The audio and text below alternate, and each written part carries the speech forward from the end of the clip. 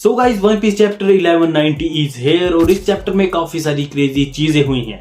तो जैसा कि तुम्हें पता है कि पिछले वाले चैप्टर में जो ईमू है उसने लूफी के अंदर जो दो स्वॉर्ड थी वो घुसा दी थी। तो अब ये वाला जो चैप्टर है 1190 उसमें हमें गमान और ईमू की फाइट देखने के लिए मिली है और भी काफी सारे प्लॉट ट्विस्ट आए हैं। तो वीडियो को लाइक कर दो और तुम्हें पता है चैनल के साथ क्या करना है।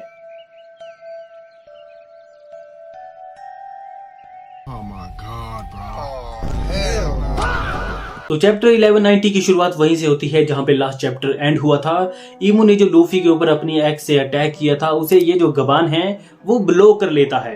पर ये वाला जो अटैक था वो इतना ज्यादा पावरफुल था कि जो गबान है वो थोड़ा पीछे हट जाता है और लूफी जिस ट्री पे पिन डाउन था उसके भी मल्टीपल पीसीज हो जाते हैं और लूफी भी जो है वो पीछे जाके गिरता है। और हमें नेक्स्ट पेज पे दिखाया भी जाता है कि लूफी के अंदर से जो स्वॉर्ड हैं वो अब बाहर निकल चुकी हैं।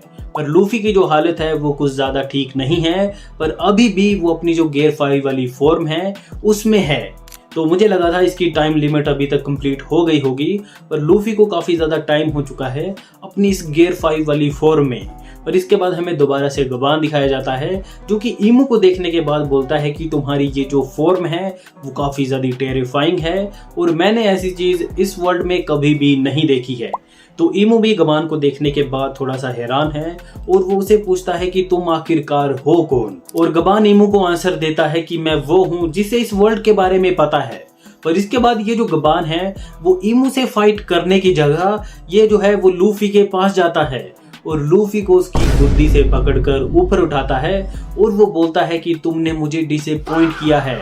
और गबान लूफी को बोलता है कि तुम्हें शर्म नहीं आती है कि एक ओल्ड मैन जो कि इंजर्ड है वो तुम्हें बचाने के लिए आया है। और इसके बाद वो लूफी की जो गुद्दी है उसे पकड़े रखता है और उसे बोलता है कि तुम इस टाइम पे अपनी वाइट वाली फॉर्म में हो, तुम एक योंको हो, पर फिर भी तुम्हारी ये हालत है। और वो लूफी को बोलता है कि तुम्हें पता है कि अगर तुम्हारी डेथ हो जाएगी तो इस कंट्री और तुम्हारे फ्रेंड्स के साथ क्या होगा। तो लूफी सिंपली बोलता है कि वो इस कंट्री को नहीं बचा पाएगा और अपने फ्रेंड को भी नहीं बचा पाएगा। तो जो गबान है वो लूफी को यहाँ पे एक पूरा लेक्चर देता है कि कैसे लूफी ने उसे डिसअपॉइंट किया है। और इसी के साथ गबान लूफी को ये भी बोलता है कि अगर तुम्हें लगता है कि तुम इन फन गेम्स और इस तरीके से पायरेट किंग बन जाओगे तो तुम पूरे तरीके से गलत हो। अगर तुम्हें ऐसा लगता है तो तुम अपना जो होमलैंड है वहां पर वापस चले जाओ। और ये बोलकर ये जो लूफी है उसको दूर फेंक देता है और इसके बाद ये जो है वो सीधे ईमू के ऊपर अटैक करता है अपनी एक्स से। और यहाँ पर ये एक मेंटिस वाले अटैक का भी यूज करता है। और आई थिंक अभी तक वन पीस में इस तरीके के अटैक बस जोरो, शैंक्स और गबान ने किए हैं। तो इसके बाद इनकी ये जो फाइट है वो कंटिन्यू होती है और जो गबान है वो ईमू को पूछता है कि क्या तुम लूफी को मारना चाहते हो। और जो ईमू है वो सिंपली बोलता है यस। तो ये सुनने के बाद गबान ईमू को बोलता है तो क्या जो लूफी है वो जॉय बॉय को इतना ज्यादा रिजेंबल करता है कि तुम लूफी को मारना चाहते हो। तो ये सुनने के बाद ईमू थोड़ा सा हैरान हो जाता है और वो गबान को पूछता है हु आर यू। तो इसे पता नहीं है कि ये जो गबान है वो गोल्डी रोजर के क्रू का एक मेंबर है। तो इसे इन सारी चीजों के बारे में नहीं पता है। पर इसी बीच जो ईमू है वो एक और न्यू स्वॉर्ड को समन करता है जिसका की नाम है बोन ईटर। और ये जो स्वॉर्ड है वो लिटरली किसी भी मैटर को डिस्ट्रॉय कर सकती है, जिससे भी ये इसे काटेगा वो चीज डिस्ट्रॉय हो जाएगी। तो ईमू पिछले कुछ चैप्टर से वेपन तो ऐसे समन कर रहा है जैसे इसने कोई GTA का चीट कोड लगा लिया हो। तो इसके बाद ईमू अपनी इस न्यू बोन ईटर स्वॉर्ड से गबान के ऊपर अटैक करता है और गबान जैसे तैसे इन सभी अटैक को डॉज कर रहा है। पर इसी बीच जो गबान है वो ईमू को बोलता है कि मैं बस अपने कैप्टन का जो ऑर्डर है उसे मान रहा हूँ और उसका जो सपना था उसे फुलफिल कर रहा हूँ। तो ये सुनने के बाद ईमू बोलता है योर कैप्टन। तो इसे पता नहीं है कि इसका कैप्टन कौन है। पर इसके बाद हमें थोड़ी देर के लिए लूफी दिखाया जाता है जो कि जमीन के ऊपर गिरा हुआ है और वो अपने आप को बोल रहा है हील हील। तो वो जो है वो अपने आप को फोर्स कर रहा है हील करने के लिए। अगर उसकी ये जो इमेजिनेशन वाली पावर है वो अवेक हो जाती है तो लूफी जो है वो अपने आप को हील कर पाएगा। अभी भी वो गियर 5 में है तो हो सकता है कि लूफी के अंदर कुछ अवेक हो जाए, क्योंकि अगर लूफी इस हालत में ही रहा तो वो ईमू को कभी भी डिफीट नहीं कर पाएगा। और अगर लूफी ने अपनी इमेजिनेशन से अपने आप को हील कर लिया ना तो पावर सिस्टम अलग ही लेवल पर जाने वाला है। तो इसके बाद ईमू दोबारा से गबान को पूछता है कि तुम्हारा कैप्टन कौन है, और गबान बोलता है Gol D Roger the Pirate King. और ये सुनने के बाद जो ईमू है वो थोड़ा सा हैरान हो जाता है और वो बोलता है कि तुम उनमें से एक हो जिन्होंने जो ग्रेट पायरेट एरा है उसकी शुरुआत की थी। और इसी के साथ ईमू गबान को ये भी पूछता है कि तुम लूफी को क्यों बचाना चाहते हो, और जो गबान है वो सिंपली आंसर देता है कि तुम लूफी को इरेज करना चाहते हो, तो इसलिए मैं लूफी को बचाना चाहता हूँ।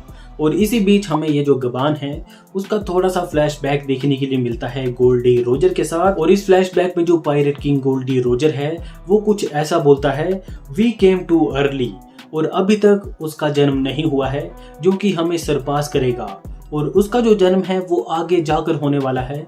और वो यहाँ पर लूफी की बात कर रहे हैं, और तभी हमें गबान के जितने भी राइवल हैं वो दिखाए जाते हैं। और जो गबान है वो अपनी इन्हीं पास्ट मेमोरीज और जो राइवल्स हैं उनको याद करते हुए बोलता है कि शायद से ये बस एक कोइंसिडेंस है, पर जिस बॉय का हम इंतजार कर रहे थे वो लूफी ही है। और ये सुनने के बाद जो ईमू है वो बोलता है कि तुम सभी लोग फूल हो, तुम लोगों ने कोइंसिडेंस को एक फेथ समझ लिया है। और वो बोलता है कि मैं तुम सभी को डिस्ट्रॉय कर दूंगा। वो दोबारा से अपना वही जो ओमेन वाला हैंड साइन है वो बनाता है, और यहाँ से एक जो ब्लैक बॉल है वो निकलती है जो कि सीधे जाके लूफी को लगती है। और मैं यहाँ पे थोड़ा सा कंफ्यूज हूँ कि ये जो लूफी के चेस्ट पे बॉल लगी है वो ईमू ने फेंकी है या फिर लूफी ने क्रिएट की है।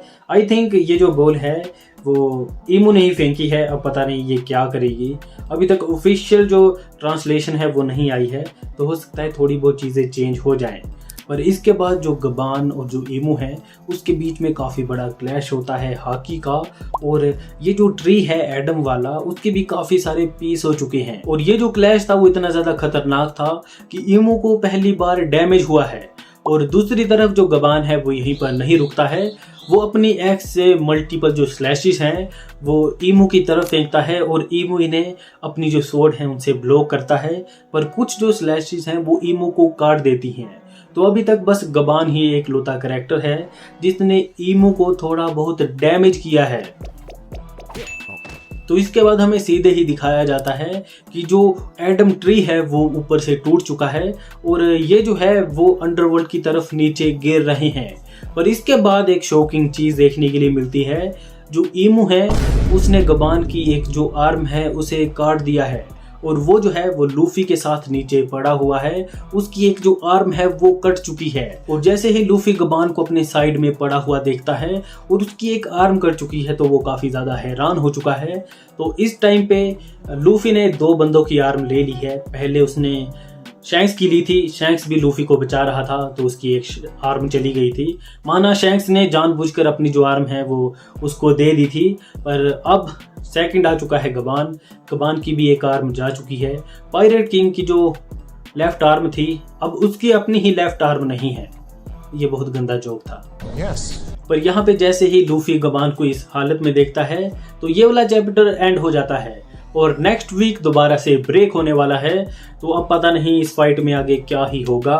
गबान डिफीट हो चुका है, उसकी एक आर्म कट चुकी है, लूफी की हालत बहुत ज़्यादा खराब है, और सरप्राइजिंगली वो अभी भी गियर 5 में है और वो पहले से थोड़ा ठीक लग रहा है। हो सकता है उसकी ये जो इमेजिनेशन वाली पावर है उसकी हमें एक और अवेकनिंग देखने के लिए मिले, और लूफी को फाइनली रियलाइज हो जाए कि उसकी ये जो पावर है वो रबड़ वाली पावर नहीं है, उसकी ये जो इमेजिनेशन वाली पावर है जो कि बस इलास्टिक बॉडी का यूज करके इमेजिनेशन को पूरा कर सकती है।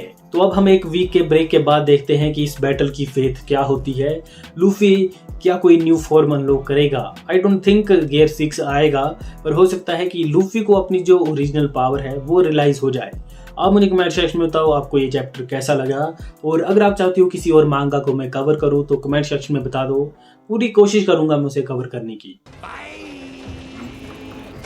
आज के लिए फिलहाल इतना ही। आपकी तरह मैं भी मायूस हूँ, लेकिन उम्मीद पर दुनिया कायम है। दिल दुखा है लेकिन टूटा तो नहीं है, और उम्मीद का दामन छूटा तो नहीं है।